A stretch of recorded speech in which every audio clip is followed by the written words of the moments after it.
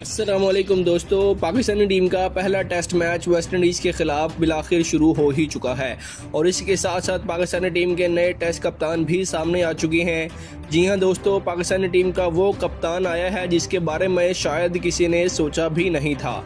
जी हां नाजरीन, पाकिस्तानी टीम का नया टेस्ट कप्तान बाबर आजम को बना दिया गया है और बाबर आजम ने आते ही धमाका कर दिया है।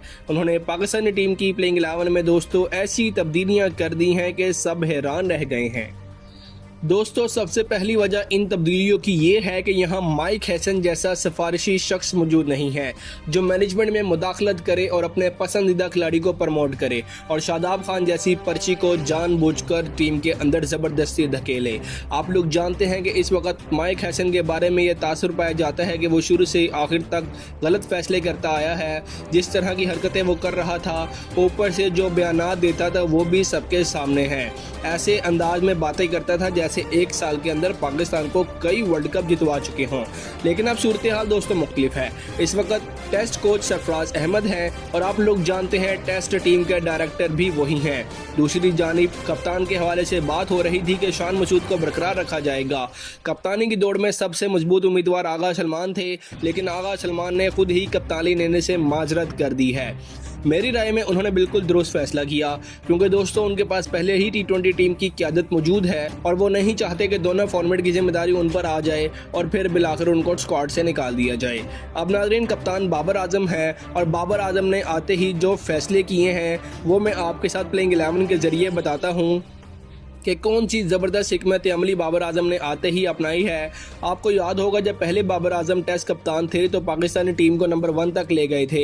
एक मरतबा फिर बाबर आजम वही स्ट्रेटजी अपनाने जा रहे हैं, वही टीम वही खिलाड़ी सेलेक्ट किए जा रहे हैं जो उस वक्त सेलेक्ट किए जा रहे थे, यानी जो परफॉर्म करते हैं। और जो परफॉर्म नहीं करते, नाकारा, निकट्टू और सिफारिशी और पर्ची पर आने वाले तमाम खिलाड़ियों को बाबर आजम ने रेड कार्ड दिखाते हुए बाहर का रास्ता दिखा दिया है और बता दिया है कि अब मैं कप्तान हूं और मैं कप्तानी करके दिखाऊंगा। मैं बताऊंगा कि दोबारा से पाकिस्तानी टीम को एक मजबूत टीम किस तरह बनाते हैं।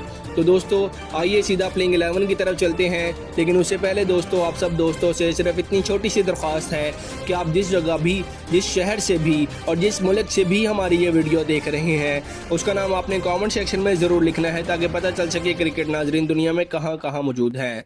तो दोस्तों अगर ओपनिंग जोड़ी की बात की जाए तो सबसे हैरान कुन फैसला यही नज़र आता है। ना यहाँ पर इमामुल हक को मौका दिया गया है और ना ही अब्दुल्ला शफीक को। जी हाँ नाजरीन, इसके बजाय यहाँ पर शान मसूद को ओपनर के तौर पर मैदान में उतार दिया गया है। और अगर खालिस्तान मेरिट की बुनियाद पर देखा जाए तो ये फैसला इतना भी हैरान कुन नहीं लगता। नाजरीन, हकीकत ये है कि शान मसूद इस वक्त पाकिस्तान के उन चंद बल्लेबाजों में शामिल हैं जो तीनों फॉर्मेट्स खेलने के लिए मुकम्मल सलाहियत रखते हैं। बाज़ लोग शायद उनकी कप्तानी को जहन में रखकर राय कायम करें, लेकिन अगर सिर्फ बैटिंग को देखा जाए तो वो एक काबिल एतमाद बैटर हैं।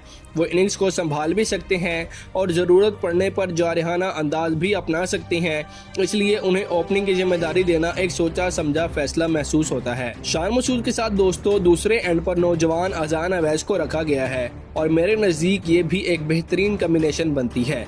अजान अवैस एक बासलाहियत नौजवान है जिनके अंदर मुस्तकबिल का बड़ा खिलाड़ी बनने की तमाम सलाहियतें मौजूद हैं, लेकिन नौजवान खिलाड़ियों को हमेशा एक तजर्बाकार साथी की ज़रूरत होती है ताकि वो दबाव में बेहतर फैसले कर सकें और शान मसूद जैसा सीनियर ओपनर के लिए एक बेहतरीन रहनुमाई वो कर सकते हैं।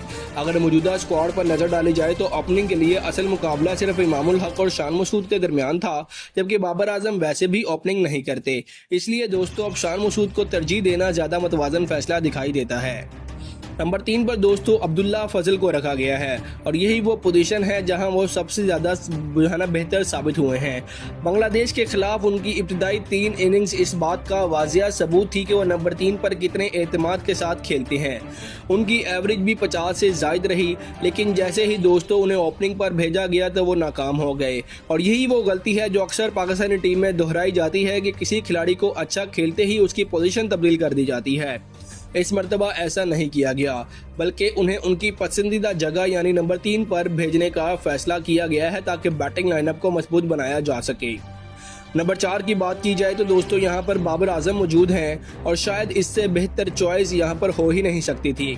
बांग्लादेश के खिलाफ भी उन्होंने इसी नंबर पर बैटिंग करते हुए सबसे ज़्यादा तसलसल दिखाया था। इस पोजीशन पर वो ना सिर्फ नई गेंद के साथ खतरनाक पिच पर भी बैटिंग कर सकते हैं बल्कि अपने इनिंग्स को बेहतर अंदाज में भी बना सकते हैं। यही वजह है कि उन्हें दोबारा नंबर 4 पर बरकरार रखना एक दानिशमंदाना फैसला इस वक्त दोस्तों महसूस हो रहा है।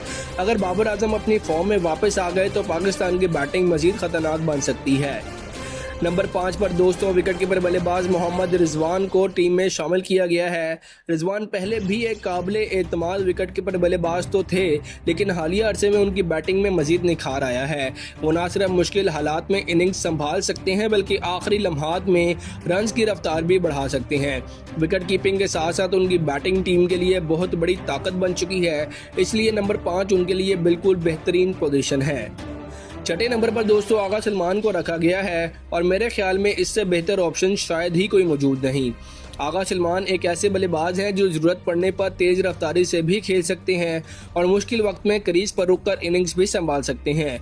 उनकी ऑफ स्पिन भी टीम के लिए इजाफी फ़ायदा साबित होती है। अगर ऊपर के 6 बल्लेबाजों को देखा जाए तो पाकिस्तान की बैटिंग लाइनअप काफ़ी ज़्यादा मजबूत दिखाई दे रही है। दोस्तों 7वें नंबर पर नायब कप्तान सऊद शकील होंगे।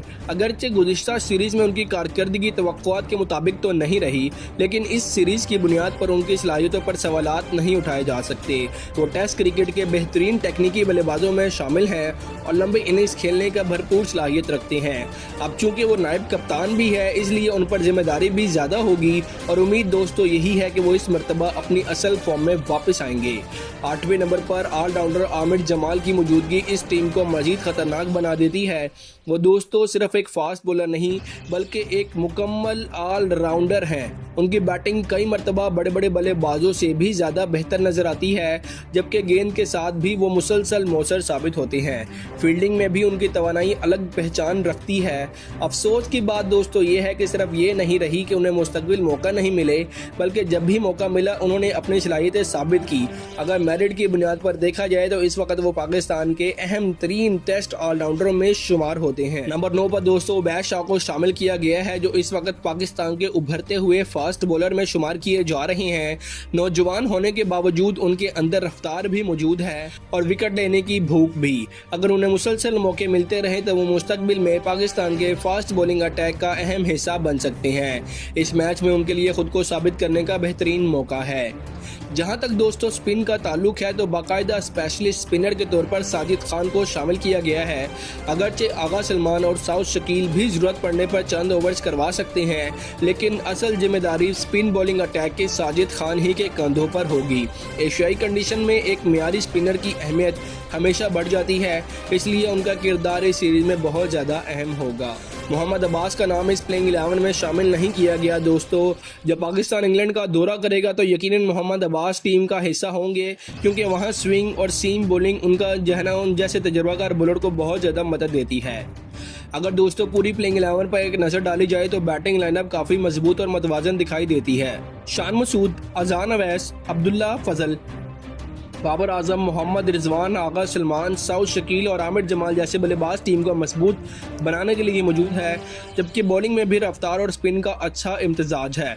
अगर ये बॉलर्स अपनी सलाहियतों के मुताबिक कारकर्दगी दिखाते हैं तो ये अटैक दोस्तों बड़ा ज़बरदस्त साबित होगा। दोस्तों अगर पाकिस्तान और वेस्ट इंडीज़ के दरमियान इस मैच के शेड्यूल की बात की जाए तो 25 जुलाई को ये मैच खेला जाएगा और पाकिस्तान वेस्ट इंडीज़ का दौरा करेगा। पाकिस्तान के नए कप्तान इस वक्त टेस्ट के बाबर आजम हैं, जो इस दौरे पर सबकी उनके ऊपर नजरें होंगी कि वो किस तरह कप्तानी करते हैं।